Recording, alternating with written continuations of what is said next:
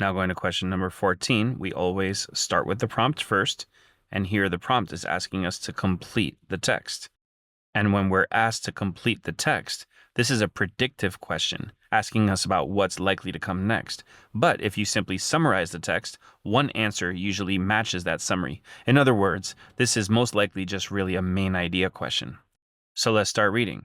One theory behind human bipedalism speculates that it originated in a mostly ground-based ancestor that practiced four-legged knuckle walking like chimpanzees and gorillas do today, and eventually evolved into moving upright on two legs. But recently, researchers observed orangutans, another relative, standing on two legs on tree branches and using their arms for balance while they reached for fruits. These observations may suggest that. Well, let's review what was said. One theory behind bipedalism says that our ancestors practiced knuckle walking and eventually we evolved from there.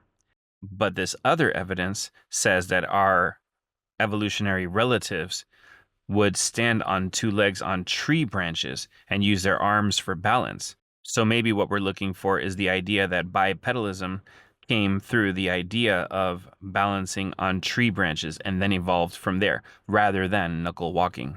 And let's start looking through the answer choices. A says bipedalism evolved because it was advantageous to a tree-dwelling ancestor. Well, that fits because that's exactly what we read here.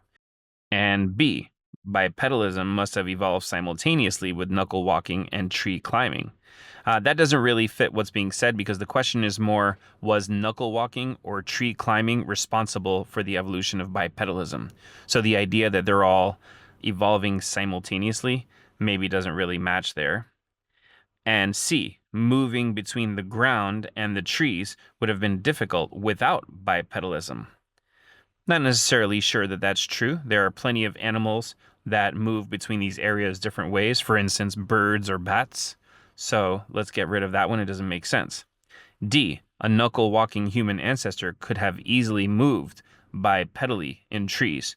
Well, that kind of goes against the text because the text is saying that the bipedalism in the trees was more for the idea of balance. So to say that if they're knuckle walking as opposed to balancing, they'll move easily through the trees, it doesn't really make sense according to what's being said.